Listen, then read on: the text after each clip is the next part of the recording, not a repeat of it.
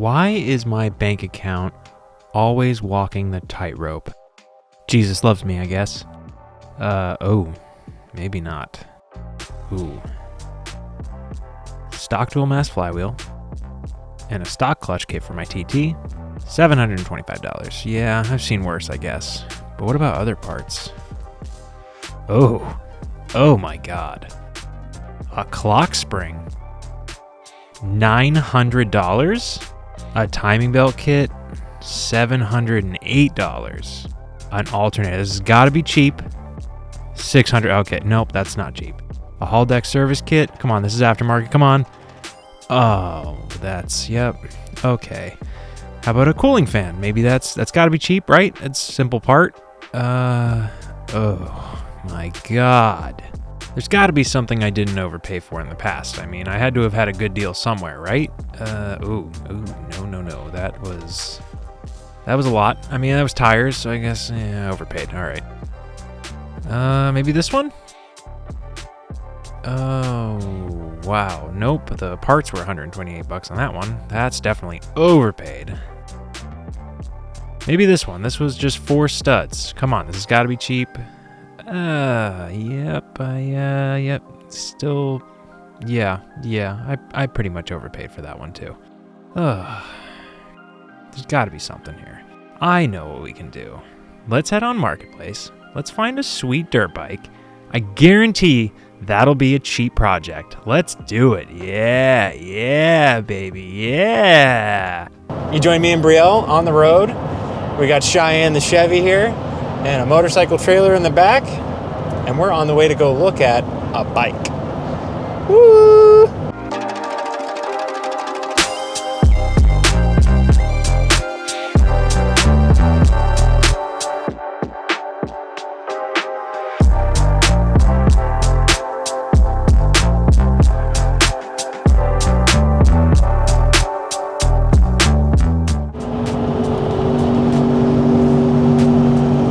Oh, it's an R1. Oh my God.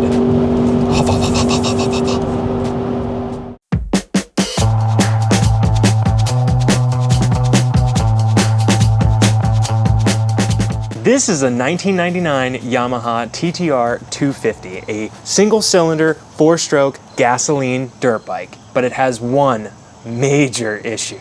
This. But not the whole thing. Just this portion right here. And just like your Aunt Linda, this bike smokes about 2 packs a day.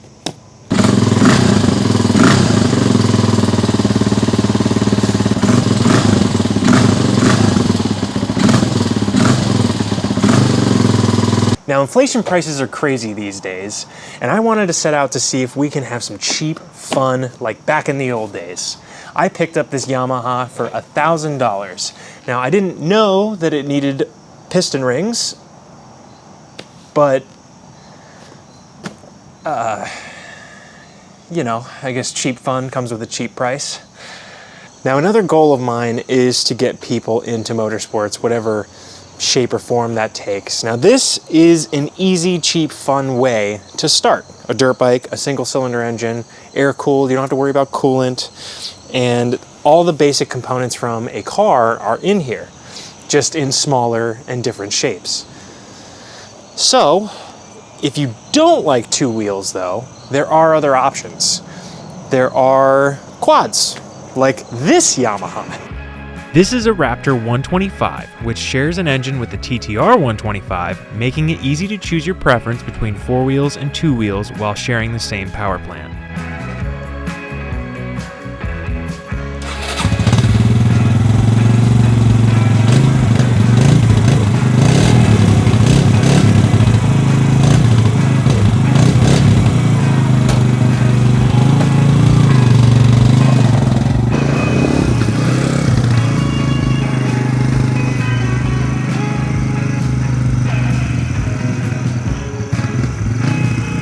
Now it's time to move on to working on this bad boy to get it running and in tip-top shape. I did verify that it needed rings through the blue smoke coming out of the exhaust and a compression test. The compression on this single cylinder was about 88, 90 PSI-ish, which is terrible. So I got a few things, and I'm gonna try and keep it cheap, like I said. So I got this gasket kit here, which was $30, and it comes with every gasket you could possibly need, including the exhaust and all the little bits and bobs and whatnots and what have you, head gasket, yada, yada, yada, yada. This took forever to get here, by the way. And then I also got this from eBay. Now this is the chunk of the engine that houses the piston. This is literally the cylinder. The cylinder wall sits right in here, timing chain sits here, timing tensioner sits here to tension the chain. But you can buy this on eBay for $175, which is what I paid. And it's in half decent condition, it's used, it's got a little bit of score marks inside, but other than that, it feels and looks relatively good. There's no serious like scrapes or scratches in here, like nothing you can feel with your fingernail, which is a good way of telling if a cylinder is pretty scored up. But I also got, with the cylinder, the piston. So the same matching piston that was in that bore for however long this engine was running. Now I'm assuming this came out of a part out for a TTR250 at some point, but sometimes eBay is your best friend. It came with the wrist pin that holds it to the connecting rod, and it also came with all the rings. So everything's here, we just have to throw it in. So I guess let's get to it. Let's do it. Let's put this in here.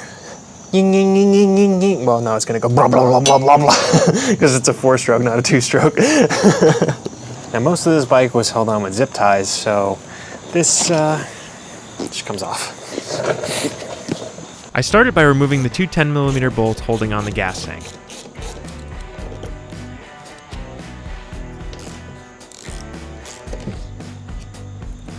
Then I pulled the top breather hose out of its hiding place and removed the fuel line from the carburetor. There we go. Just make sure your fuel is off before you do this, otherwise it's dumping everywhere. Once I saw how dirty it was underneath, I just had to inspect the air filter. Dirty.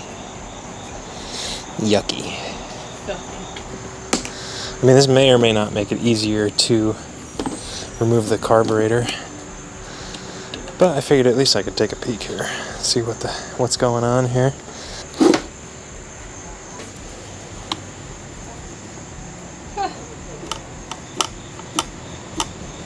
So it's not even on anything, it's just sitting there. You don't need to prevent things going into the intake. No, that's not necessary at all. So this engine probably sucks in many, many days worth of dirt. More than likely. That can't damage the rings if there's things inside of it that shouldn't be inside of it. At least everything else stayed relatively clean-ish. It's because I washed it.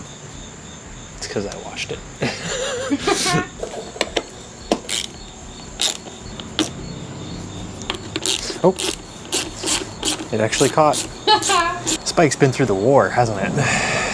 The war and several tragedies and disasters.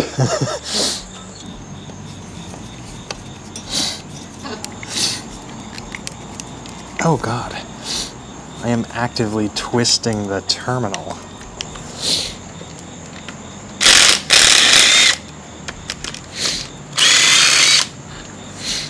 Oh yeah, the terminal just broke.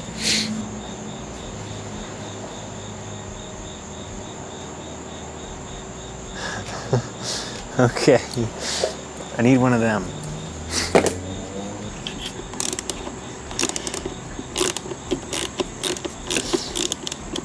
Froggy.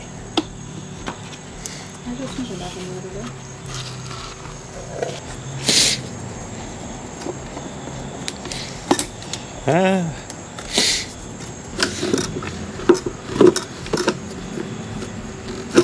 Where's that pin?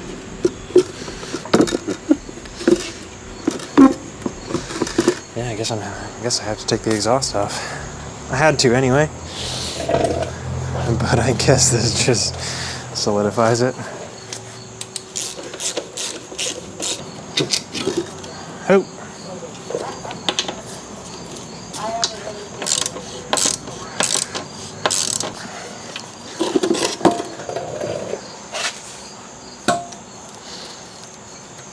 I feel like there was supposed to be a clamp there.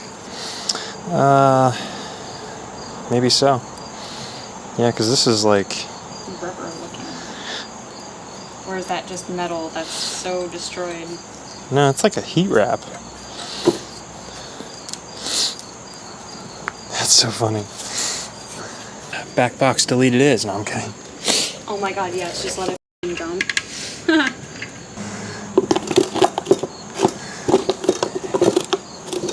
Oh good, you have to take the entire exhaust off to get the air on.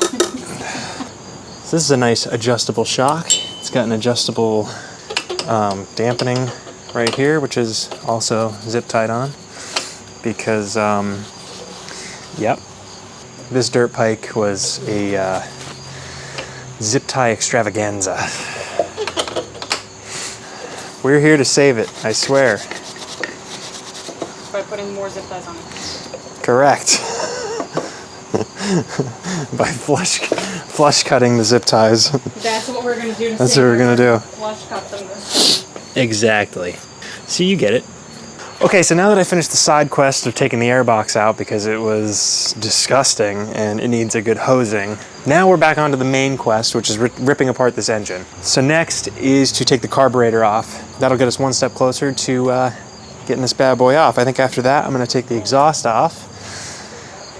We're gonna go from there. We're just gonna keep piece by piece, and you're gonna learn with me because this is new to me just as much as it is to you. So, carburetor, let's do it. Now this big whole unit is your carburetor. This is what delivers air and fuel into your cylinder head to get passed over the valves and enter the combustion chamber. So this is what happens when you twist your throttle. It uses one cable to pull this open and open butterfly valves inside of the carburetor. And this is your return spring. It's what's supposed to snap your throttle back and return it back to the closed position. We gotta take these off in order to get this entire unit out. So I gotta start by taking these cables off. Which seems fairly simple, doesn't it?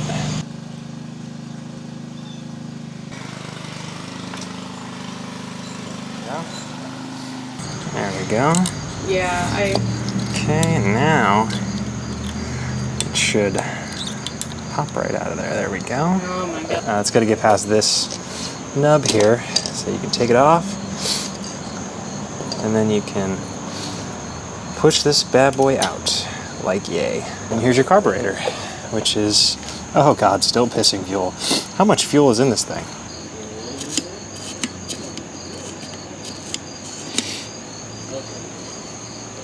So I don't know too much about carburetors, but I do know that when you open this and it lifts up on that needle in the middle, I'm pretty sure that's where your fuel comes out. From what I remember, I could be wrong, but it's still very interesting.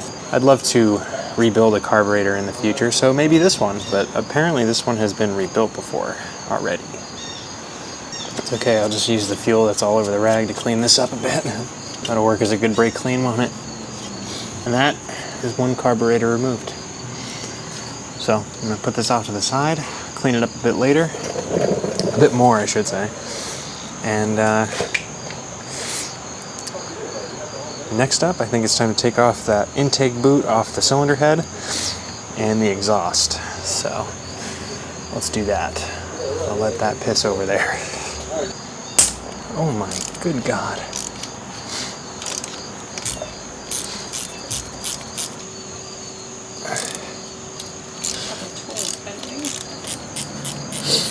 And there's the boot for the carburetor. This is what bolts onto the cylinder head.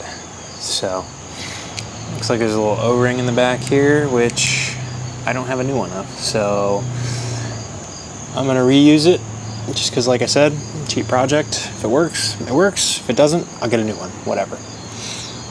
But, there's that. Now taking off that boot will expose your intake valves. So right behind here is right to the valves. If you're leaving it overnight or anything like that, you're gonna wanna block this off. So make sure to do that because you don't want anything getting into the combustion chamber. We're replacing the combustion chamber, so it's not really super necessary. I'm still gonna block it off though, just to protect the valves. Oh yeah, that feels so wrong.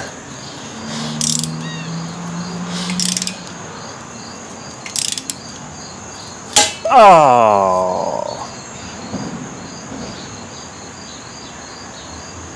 Well. Now we need a new head too.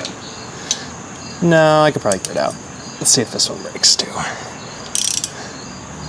Yeah, it's twisting.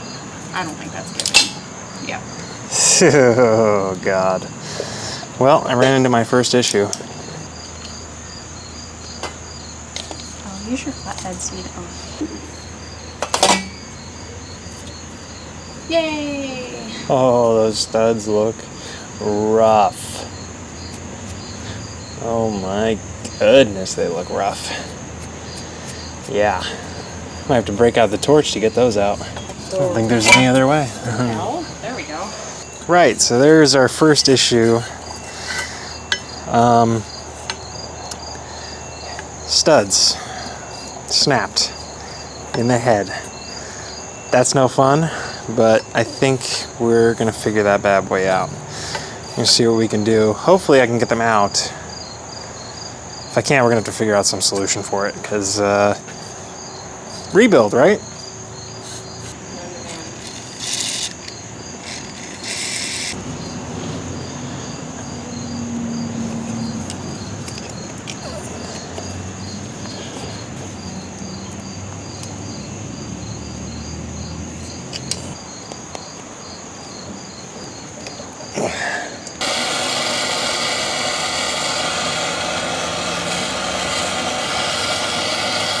Oh, we got the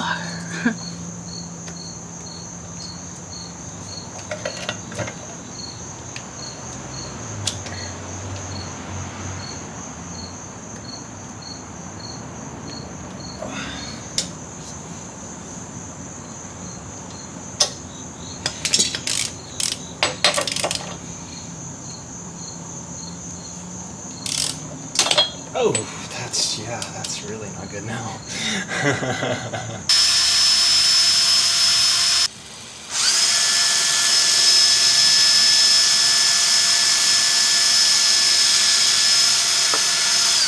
Okay, so in my time of carefully drilling, I guess the worst possible thing that could have happened has happened. I unfortunately drilled a little bit cockeyed on one of the holes and it blew out the mating surface for the exhaust. Now don't worry, we're still in the game on the cheap side. Don't worry, we're still in the game because I found a cylinder head on eBay for $200. Now most of them that I were seeing were about $500, somewhere in the $600 range, and you could buy a brand new one for $850. But I went for the cheapest one I could find, and that was $211. So with the budget being cheap, I'm trying to keep it as cheap as humanly possible. That was the cheapest I could find. So we're sitting at about $1,400. We got $1,416 total, counting the bike, the gaskets, the cylinder, and now the cylinder head. So it's getting a little deep, but I'm hoping that's the last of it. Because now I'm replacing pretty much this entire section here. I think we're still in the game here. It's still pretty cheap for being all around something you can go rip on and just have some fun with. So we'll see what it looks like, I guess. Join us next time where we dive even deeper into this project, but hopefully we don't dive deeper into our wallets. Don't forget to use code 1113 to get $50 off your advanced or premium membership to Auto Bidmaster and get yourself a project to tinker with at a killer deal. Links will be in the description along with the link to our website to get yourself some motorsport gear. See you next time.